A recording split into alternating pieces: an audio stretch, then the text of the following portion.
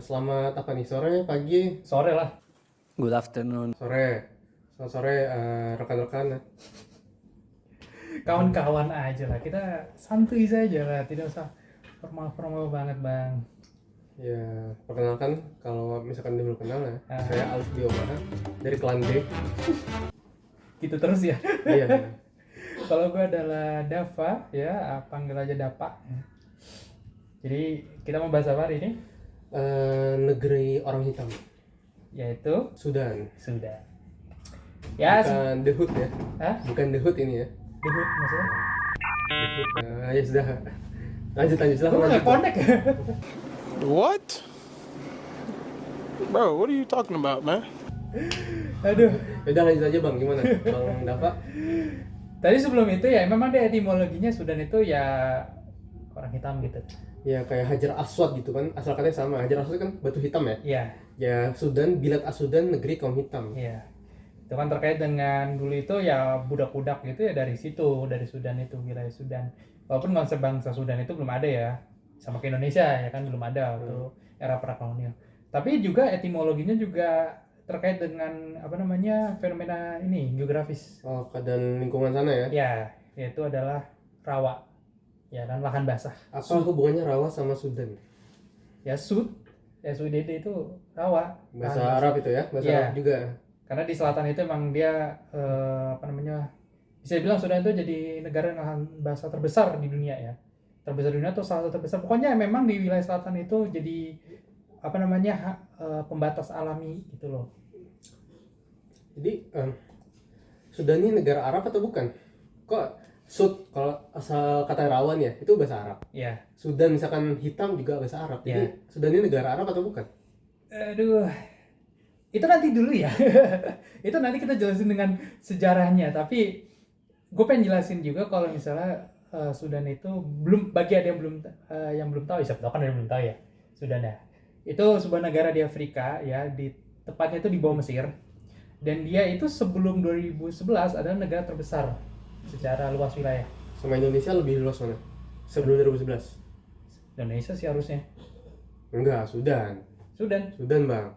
Coba ntar dicek lagi. Siapa tahu kalau ya, coba sempat nanti main ke Khartoum, ditampilin ya, nanti tampilin perbandingannya. kalau sempat main ke Khartoum gitu kan untuk Om Durmana, dicek aja. Indonesia lebih kecil. Oke, tapi nggak tahu ya kalau Indonesia, jatuhnya kan Indonesia besar karena lautnya kan, Enggak, lautnya jangan dihitung dulu. daratnya aja. Daratnya aja. Oh, kalau daratnya ya Pak, ya lebih kecil sih jatuhnya. Tapi kalau lama laut kayaknya Indonesia lebih besar. Ya, itu dari luas wilayah ya. Dan memang setelah 2011 nanti Sudan Selatan merdeka yang akan satu dijelasin di sini ya. 2011 itu udah berapa tahun yang lalu ya? Ya 10 tahun lebih. 15, Aku udah tua 14. ya? Iya, Aku sama. sudah tua. Udah bangkotan. Jadi sebenarnya kita bahas Sudan karena memang lagi rame ya kan. Ya, lagi ada tragedi. Walaupun memang secara publisitas nggak kayak Gaza ya. Gaza kan memang lebih gila. Walaupun sebenarnya udah berlangsung lama juga. Makanya Iya. jujur ya, heran gitu loh sebelum diajak sama Bung Dava gitu kan. Sebenarnya saya udah tahu lama gitu kan. Terus juga, tapi selain Bung Dava diem-diem aja, terus teman-teman saya yang lain, lingkungan orang-orang di yang lain pun juga diem-diem aja, baru mungkin sebulan maksimal 2 bulan baru booming gitu. Makanya ini kan udah lama ya, kok kalian pada baru ramai sekarang gitu. Gue udah tau lama. Ya sebenarnya dari gue udah cukup mempelajari Sudan juga, ya nggak belajar banget sih, tapi gue ngulik-ngulik tentang Sudan udah lama. Cuman memang karena yang di El Fasher kemarin itu yang mulai di up sama media, dan sebelumnya kan fokus di Gaza kan. Gaza kan memang Ya. parah banget. Bukan berarti kita mengecilkan Gaza ya, Gaza juga perlu atensi, tapi ya Sudan juga harus mendapatkan atensi yang setara gitu, karena memang kasusnya hampir mirip. Berarti sama-sama Zionis nih yang menyerang Al-Fashir itu. Enggak dong. Bukan Zionis, tapi ide supremasi itu ada. Nanti dijelasin ya. Same, but different. But still same. Ya, tapi mungkin kita kasih sedikit spoiler ya, memang si RSF itu Rapid Support Force jadi tersangka ini ya, tersangka pelaku dari pembantaian ini memang dia diberitakan membawa supremasi Arab, ideologi supremasi Arab. Walaupun secara sejarahnya ya, sejarah latar belakang tidak sesederhana Arab versus Afrika yang mungkin nanti kita akan jelasin lebih dalam. Tapi sebelum itu kita jelasin dulu nih sejarah. Kan lu tadi nanya Sudan itu negara Arab atau Afrika? Ini seperti pertanyaan yang kontennya sepertinya sayang sekali tidak jadi di-up, yaitu Libanon ya, gara-gara videonya hilang, sorry banget. Ya. Karena waktu laptop rusak dan ya file tiba-tiba nggak ada, padahal udah dipindahin ke Haris. Jadi ini yang bikin gua karena file Lebanon hilang, yaudah Sudan yuk gitu kan. Ya. Dan Sudan ini sebenarnya udah dihuni itu berapa 15.000 tahun yang lalu kalau nggak salah. Sama Nabi Ibrahim duluan mana tuh? Gue lupa lagi tapi berapa ribu tahun yang lalu. Udah lanjut. Tiba-tiba gue ditanya gitu di buku gue nggak ada yang ke situ soalnya. Kenapa kamu tanya begitu? Hah? Kenapa? Siapa kamu tanya begitu? 15.000 tahun yang lalu ya, pertama kali ditempati. Iya, udah ada di sekitar ya Sudan kan dilalui Nil.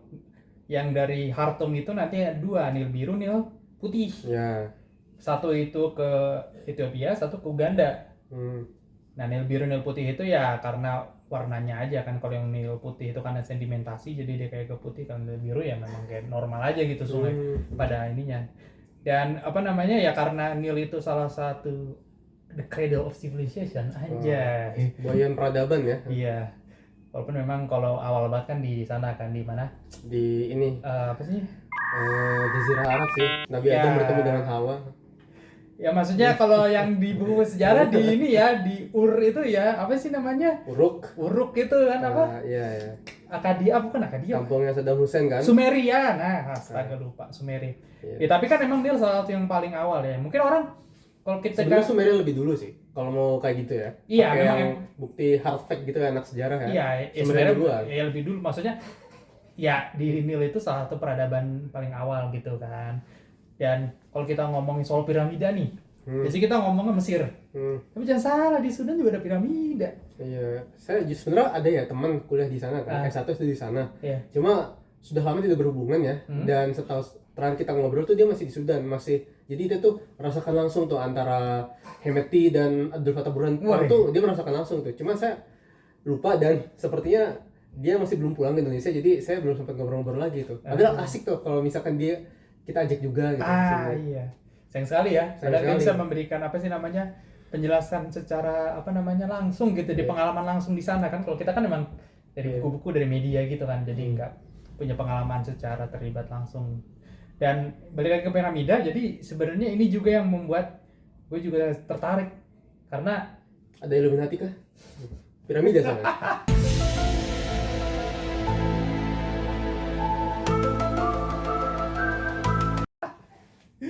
gak tahu ya. Kalau Illuminati dalam arti kaum tercerahkan ada ya, tapi kalau Illuminati Freemason itu dari yang saya baca tidak ada menyinggung gitu ya. Mesir sama Sudan, mana yang punya piramida lebih dulu? Nah ini sebenarnya agak tricky karena keduanya itu saling mempengaruhi satu sama lain. Gue lupa di buku mana. Saling melengkapi gitu ya. Ya jadi saling mempengaruhi. Jadi bisa dibilang Sudan pernah mengalami proses Mesirisasi, Egyptianization. Waktu itu kan di periode kerajaan tengah, terus kerajaan mana lagi gitu. Ada beberapa periode Sudan dikuasai Mesir, ada beberapa periode Sudan menguasai Mesir. Sudanisasi gitu ya. Nggak disebut sih Sudanisasi di Mesir sih, cuman mungkin memang Mesir mungkin lebih dulu. Tapi kalau dibilang Mesir yang dominan mempengaruhi Sudan, ada yang berpendapat ya nggak seperti itu, karena mereka itu saling tukar menukar gitu. Karena kan flow aliran antara orang itu bermigrasi kan juga cukup mobile lah, cukup lazim lah gitu kan. Karena kan pastoral atau penggembala dan semacamnya kan juga menjadi salah satu komunitas yang banyak gitu di Sudan itu. Yang itu nanti juga kan salah satu terkait dengan Arab. Bukan padang pasir ya kalau bisa menggembala gitu. Harusnya cukup curah hujan cukup dengan buat ada padang rumput buat menggembala. Ya bisa dibilang memang nggak selalu gurun karena di selatan memang lebih agak basah, ya kan. Seperti yang tadi ada Sud itu rawa itu. Cuman memang di utara memang agak kering gitu. Makanya orang pada ke selatan, Pak. Oh jadi kayak gradasi gitu ya, dari padang pasir terus padang rumput sampai mungkin hutan Ya, tropis gitu kan, ya, rawa-rawa. Kan di Sahel selatan dia, ya. Pak. Sahel kan bisa dibilang itu pemisah gitu kan antara Yang hak yang batil gitu ya. Kayak gitu dong. Kan kita lagi ngomongin geografis ya. Yang kering dengan yang basah gitu ya. Ya bisa dibilang ya Peralihan. mirip-mirip dikit gitulah gitu. Dan apa sih namanya? Jadi ada beberapa kerajaan yang paling populer namanya Nubia ya kan. Walaupun sebenarnya juga ada kerajaan-kerajaan lainnya. Sebenarnya Nubia juga ada yang mengatakan itu sebuah kata untuk menyebut beberapa kerajaan-kerajaan di Sudan. Makorit atau apa gitu, Makorit atau apa gitu, gue lupa namanya. Mungkin kayak German States gitu ya, ada Prusia, Iya. Bavaria gitu-gitu ya. Iya. Nah ini sudah Nubia. Nubia itu mungkin lebih ke peradabannya ya, atau Kush ya kan, Kush, KUSH. Tapi salah satunya dan negara yang merdeka itu adalah Napata. Nah, Napata ini yang sempat naklukin Mesir dan dia memuja dewa Amon. Amon, Cakram itu. Cakram. Pokoknya dewa Sudan, dari ya. Tebes. Dewa Tebes itu. Dewa Mesir mungkin juga. Ya kan emang raja di Sudan juga yang sebelum Kristen juga kan muja-muja ada. Horus Osiris gitu-gitu ya. Iya, ada yang muja itu. Kabalah, kayak ada bobo kabalah nih. Oh, Kabalah nggak tahu sih. Illuminati. Nggak tahu kalau Kabalah. Tapi Oke. intinya dia ngelakuin ekspansi ke Mesir, terus punya pengaruh di Suriah dan Palestina, di Levan lah ya. Tapi nggak tahu dikuasain atau apa, tapi kayaknya di fasal aja sampai nanti dipukul mundur sama Syria. Karena Syria kan memang dia ke Levan kan. Berarti ribuan tahun lalu tuh sebenarnya udah lumayan apa ya, saling terhubung ya. Sudan tuh kan jauh di bawah gitu ya maksudnya. Assyria kan Irak kan markasnya. Ya kan dia kan sampai ke Levan, Pak. Iya makanya bisa ketemu gitu. Ya karena kan memang dia kan ke Mesir. Terus dia Mesir kan di sini kan Giza kok Giza, Sinai. Ini Sinai. Nah ini Palestina apa ya, Judea lah dulu kan. Iya, Ya, maksudnya sebelum Judea sih pokoknya. Kereta belum ada, pesawat belum ada gitu loh. Tapi kan cuma kuda, unta gitu. Ya Berarti kan bisa Assyria gitu. kavaleri, Pak. Kavalerinya kan yang paling salah satu pionir pakai kavaleri, dia kan cepat dia. Ya maksudnya kan seperti jalan tol aja belum ada gitu. Tapi bisa gitu dari yang asal kampung Ya. itu jauh sekali ketemu satu tempat kayak Ya, bisa-bisa. takjub aja sih. Ribuan tahun Ya. lalu tuh udah bisa. Karena Levan kan lahan subur. Daerah Fertile Syam ya. Pesken, ya kan. Bumi yang dirahmati ya, Syam itu ya. Iya, bulan sabit subur. Ya kan ada orang pada pindah ke sana kan. Ya Nil juga kan daerah subur kan, pesisir Nil itu. Itu kapan nih kabur aja dulu ke Syam?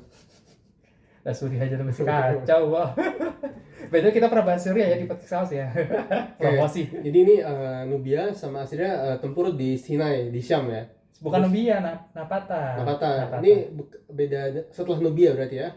Napata ini. Gue lupa jatuh masih Nubia atau apa, tapi ya pasti gue akan menyebutnya Napata aja biar pasti ya.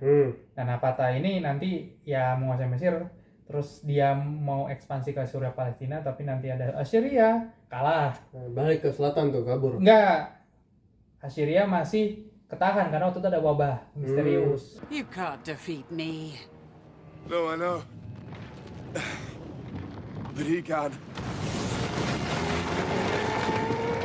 Nggak tahu wabah kenapa. Ya mungkin dulu kan belum ada ilmu Ya, tahu vaksin belum ada. Ya, intinya itulah. Tapi nanti Assyria naklukin Mesir. Nanti ke selatan. Nah, mereka Napata itu ya mau berapa kali naklukin Mesir lagi tapi gagal gitu ya. Mungkin secara militer ya tentu Assyria kan terkenal dengan kemampuan militer yang luar biasa kan. Salah Nggak satu. kenal sih, saya nggak kenal sih. Whatever, dude. Whatever. Tapi lanjut aja. Ya maksudnya kan di sejarah ya. Karena gue juga sempat baca-baca Assyria, gue main game juga waktu itu. Humankind juga pakai Assyria, jadi kan sempat baca-baca ya kan Assyria juga terkenal gitu kan. Nah, ya akhirnya kalah-kalah, nanti akhirnya Napata jatuh ketika Kristen masuk. Lama juga berarti ya, sampai Nabi Isa ya, Yesus tuh udah masuk Masehi kan. Napata itu juga gue Assyria lupa tahun sama berapa. Nabi Isa tuh maksudnya jauh itu, 1000 tahun. Oh iya lebih sih kan? ya, Assyria iya. Ya lumayan Awet, ya, ya. awet. Karena memang dia juga apa sih namanya, bikin banyak apa namanya pembangunan juga, bikin kuil-kuil, terus ada piramida di Kuruk gitu, piramida Kuruk namanya. Terus ya cukup maju sih Napata. Nanti juga ada GDP-nya berapa ya? nggak tahu ya kalau kayak gitu ya, gak disinggung ya GDP-nya berapa.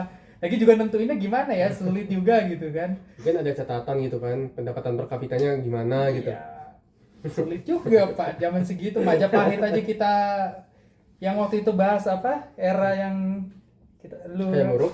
bukan waktu itu yang masalah di jadi tahun sebelumnya, iya. yang konversi uang Majapahit sama Susah ini, ya. ini susah apalagi yang Assyria. Oke nih, berarti setelah Isa al-Masih tuh pokoknya sama dengan itu Napata tuh jatuh gitu ya. Ya terus ada Moroe juga Ya juga nanti ini beberapa raja-raja yang masuk Kristen, terus nanti apa namanya Islam masuk. Nah, Islam itu kan Masya berkembang Allah. di abad 7 kan, di abad Ya. 7. Terus mulai masuk-masuk. Udah tuh dari mungkin Khulafaur Rasyidin udah sampai Sudan Islam.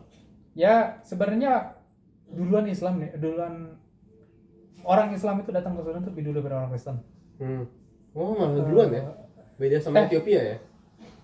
Bentar, kok gue lupa.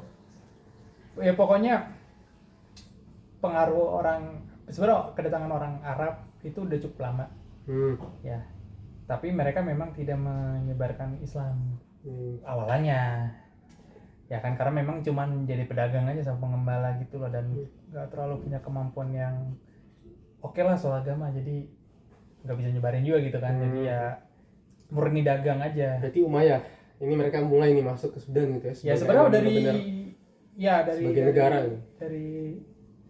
dari era-era siapa namanya ya, Muawiyah salah Saladin, tapi udah sejauh-jauh banget itu lebih jauh lagi Iya, dari Abbasiyah. yang gue baca memang di era Fatimiyah pun tentara budak dari Sudan ya, selain dari Mamluk ya udah ada tuh dari Sudan ya. iya, tapi di situ sebutnya dia ngambil dari Sudan selain dari Turki dan Mamluk. Nah kebingung gue sebenarnya sih. Kalau ini agak lupa juga ya, Mamluk tuh sebenarnya kayak tentara Budak. kayak Mamalik kan sebenarnya, raja gitu, jadi tentaranya raja, maka mungkin bisa aja dari Sudan yang kulit hitam, atau mungkin dari Turki, dari mungkin Ya, Rusia Turki, kan. iya, enggak. Soalnya kan ada juga Sakoliba, katanya tuh dari akar katanya tuh sama kayak Slav gitu. Iya memang kalau Mamluk memang kan juga nanti ya si Ali Pasha itu jatuhnya orang Albania kan nanti dia. Nah iya. Albania terus Bosnia gitu lah. Jadi berarti ini Fatimiyah Salahuddin itu benar-benar Islam tuh udah kuat Di Mesir. meninggalkan bekas di Sudan. Ya masih di Mesir. Oh masih Mesir aja. Masih Mesir aja. Nanti itu pokoknya nanti kuatnya itu di era Funj. Funj ya. Funsenar. Ini kulit hitam kan, bukan Arab. Iya. Si Amara Dunkas. Gue lupa tahun berapa, kayaknya 1400-an Udah atau sampai Utsmani bahkan ini ya. Iya, karena kerajaan-kerajaan Islam itu memang baru sekitar tahun segitu. Karena 1200-an aja itu memang ada upaya serangan dari Mesir. Cuman gagal di Donggala Lama. Gue lupa tokohnya siapa, nanti tampilin aja. Itu bikin perjanjian. Ya kan, bikin perjanjian ya orang Arab boleh masuk ke Sudan, tapi dengan satu syarat, Working visa ya. bukan visa, Bukan. nggak boleh bermukim, jadi penjelajah aja, nggak boleh stay gitu. Musafir. Ya tapi setelah 6 abad perdamaian ya kan, orang-orang penggembala ini mulai merasa mereka butuh lahan subur, ya kira Butuh mulai ruang tuh hidup ya, butuh menetap. Lebensraum ya. Ya jadi ini ya benar juga, benar, Lebensraum, ruang hidup, tidak salah. Tidak salah. Goddamn right. Dan akhirnya bisa dibilang mulai menetap di wilayah Sudan. Nanti perang, apalagi waktu itu rajanya, gue lupa nama raja siapa. Kerajaan ada beberapa sih soalnya kerajaan Kristennya, jadi nggak satu doang. Nah itu pokoknya dia nolak bayar upeti juga, akhirnya jadi justifikasi. Karena kan salah satu perjanjiannya itu dia ngasih upeti kan ke Mesir. Tapi setelah dia nolak gitu, akhirnya perang, akhirnya ditaklukin. So you have chosen death. Tapi setelah dia nolak gitu, akhirnya perang, akhirnya ditaklukin gitu. Dan nanti ada Funsenar, itu pendirinya Amara Dunkas, dia pengembala dari utara ya kan, ke selatan. Ada yang mengatakan dia itu baru nyala lampunya. Oh, kaget. Kaget. Mengatakan dia tuh dari Ethiopia. Habasyah. Yang waktu itu dipersekusi dari mana gitu, aduh lupa lagi gue. Pokoknya dia tuh lari ke Ethiopia seingat gue, terus nanti baru dia pindah ke Sudan gitu, dan bikin namanya Funj. Tapi waktu itu ibu kotanya yang nanti dikenal kerajaannya kan Sennar ya, tapi Sennar tuh nggak langsung jadi ibu kota, itu di era Soba atau di era lupa lagi nama tokoh-tokohnya. Ya pokoknya ibrat gitu ada tuh itunya, tapi nanti diselesaikan di badi keberapa, badi ketiga atau keberapa gitu, nanti tampilin deh. Jadi Sennar itu jadi pusat dari kerajaan Funj, karena memang lokasinya sangat strategis. Jadi bisa dibilang kayak threat hub. Berarti jago-jago main gitar ya, senar gitu. N-nya dua bola Pak. gitu ya? N-nya dua Pak. N-nya dua Pak. Gue yakin nih pasti akan ke situ. Jadi ya dia kan kalau kita lihat dari secara peta ya kan Sudan kan di sini, terus di Mesir, di sini Ethiopia. Jadi kan kayak semacam dia jadi threat hub gitu loh. Jadi kayak Singapura gitu loh. Untuk kayak sebenarnya nggak posisinya nggak kayak Singapura banget, tapi mungkin kalau kayak letaknya kayak Singapura gitu loh. Singapura kan tengah-tengah gitu kan antara apa namanya Indonesia terus Australia terus di atas Cina dan semacamnya. Dia di tengah-tengah, jadi buat threat hub itu kan memang beberapa wilayah di Afrika memang ada yang mengandalkan posisi strategisnya untuk menjadi ya penghubung lah, kayak dulu kerajaan Ghana gitu kan di Afrika Barat, Mali gitu-gitu kan, senar gitu. Dan di situ dia bikin benteng ya kan, ada istana besar, terus ada dikelilingin benteng yang model-model kotanya kuno lah ya, perbentengan. Walaupun kata penjelajah ya kotanya biasa aja sih, nggak ada istimewanya dibilang. Sinar Funch. Terus apalagi kerajaannya? Sabar Pak, belum selesai. Jadi Sinar Funch, terus apa namanya ada komoditas kayak budak emas, rempah, sendal kayu dan apalagi deh banyak deh, ada beberapa deh buah, terus kurma dongala dan semacamnya, dongola. Dan apa sih namanya, dan sistem pemerintahannya menarik adalah dia itu nggak terlalu terpusat karena memang dulu belum ada nation state ya, konsep nation state, dan dia kan dibilang mungkin kayak HRT tapi nggak tahu ya kalau Mandala kali, konsep Mandala gitu kan di Ayutthaya, Sriwijaya, Majapahit kayak gitu. Tapi bukannya Mandala itu lebih tetap cukup terpusat ya? Iya, maksudnya ada pusatnya nih, misalkan sebutlah di Sinar gitu ya.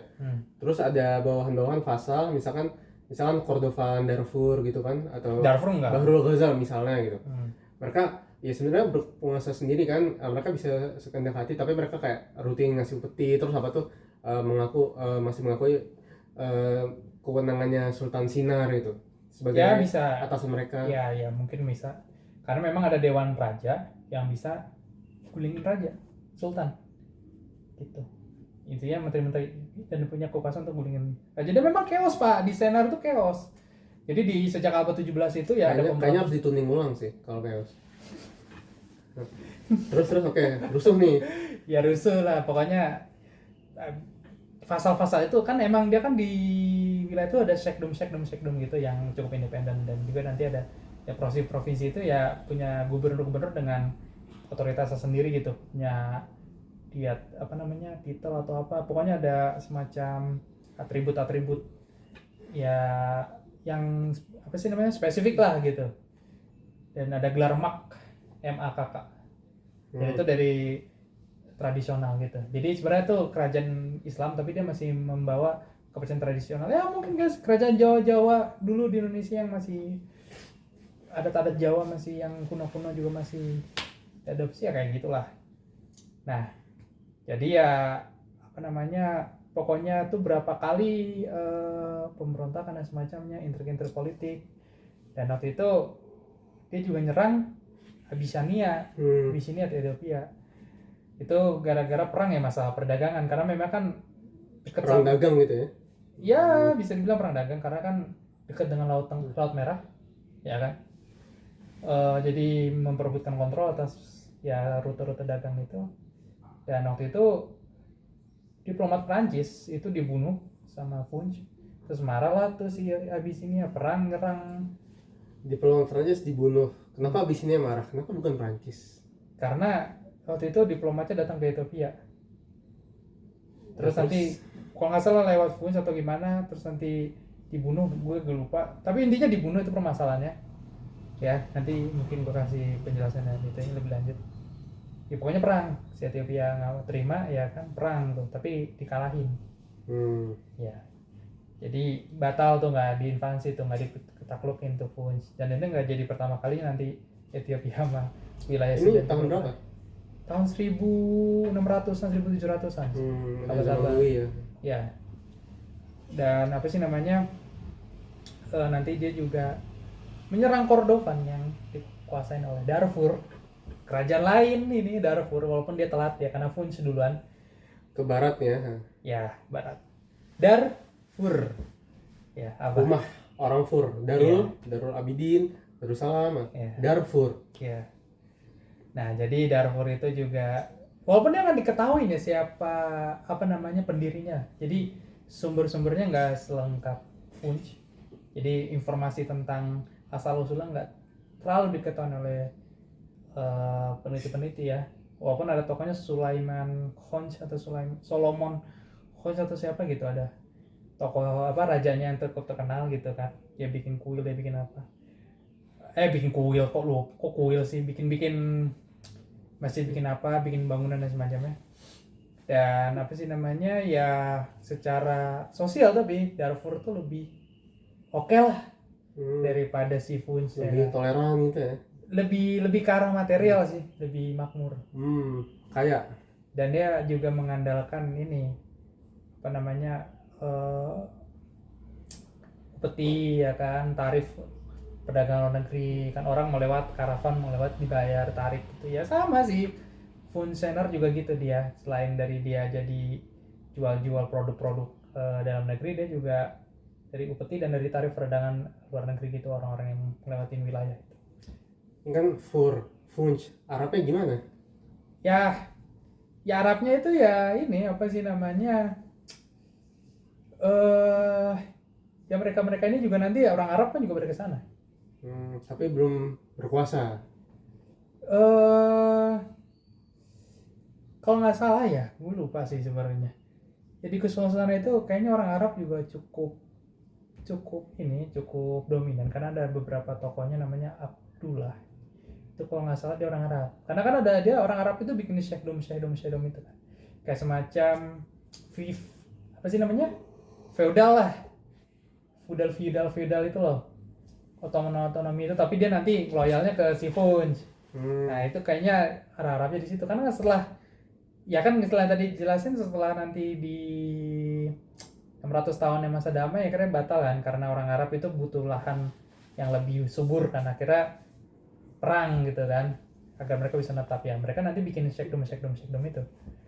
Cuman memang kalau dari asal usulnya memang kerajaan-kerajaan itu ya mungkin ada darah Arabnya mungkin. Tapi yang gue tahu sih ya kalau Fur ya orang Fur gitu kan. Jadi Darfur itu yang gue lupa juga, memang dia juga nanti ibu kota di Al-Fasher ya, yang sekarang jadi sorotan di dunia ya karena pembantaian itu. Dia itu sebelum bukan di Al-Fasher, di mana gitu gue lupa. Itu Al-Fasher setelah nanti Darfur menaklukkan Kordofan yang nanti lepas ke tangan Funch. Jadi dua kerajaan ini rival lah bisa dibilang ya. Apa namanya di Sudan itu. Jadi kayak apa ya kalau di Indonesia, Majapahit Sriwijaya atau Majapahit Sunda gak sih? mana? Oh iya, Majapahit Sunda sih yang lebih dekat ya. Pajajaran. Nah, jadi apa sih namanya, intinya dua negara ini saling deket-deketan gitu. Dan memang Fur itu memang belakangan gitu kan, walaupun nanti jatuhnya sama gara-gara Mesir. Dan Fur ini juga bedanya dia lebih sentralistik, walaupun nanti ada dewan menteri atau dewan raja yang isinya ya orang-orang di istana itu untuk bahas masalah internal lah, selama ketika apa namanya orang-orang tersebut lagi di ibu kota, diundang aja gitu. Dan kita percepat saja ya karena ternyata ada 2,5 jam. Jadi kita ke era Turki Mesir.